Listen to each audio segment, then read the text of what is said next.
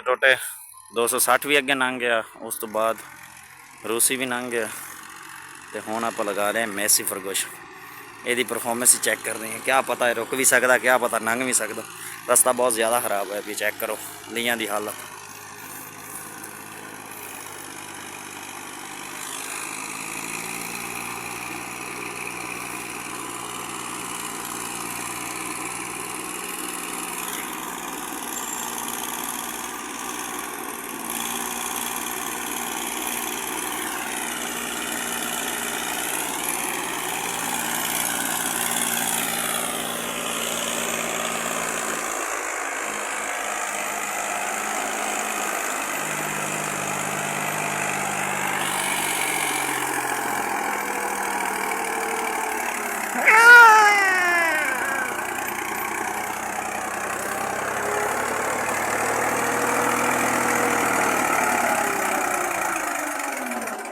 थोड़े पीछे कर।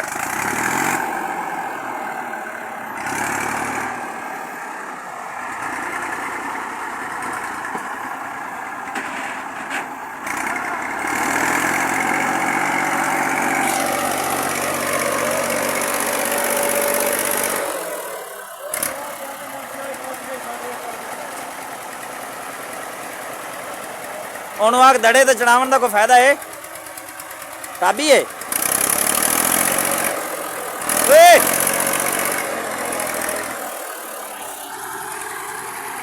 नहीं यार ਕਾਬੀ आया लिहाज ने पूछ ला कौन है? मेले तो जाना पूछ ड्राइवर कहता ड्राइवर। हेलो मेले पे जाना, मेले पे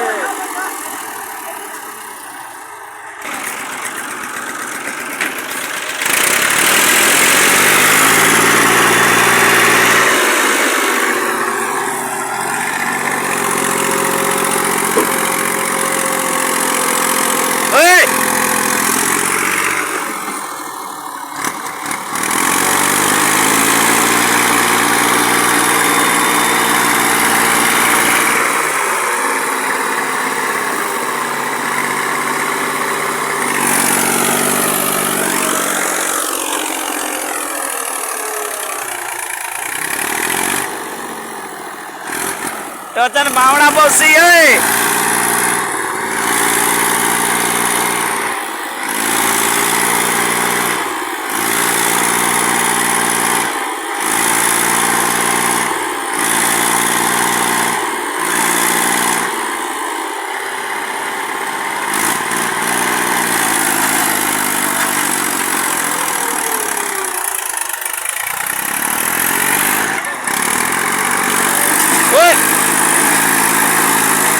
बस बस बस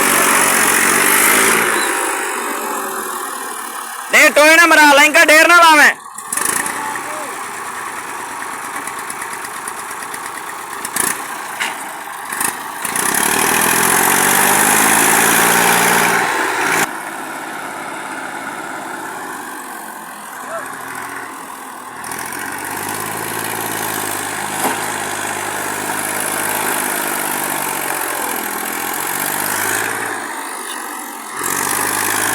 क्लच आराम ना छे ओए,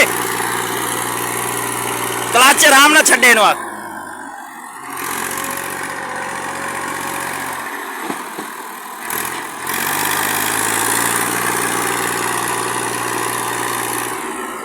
और जी प्लास्टर कर दो।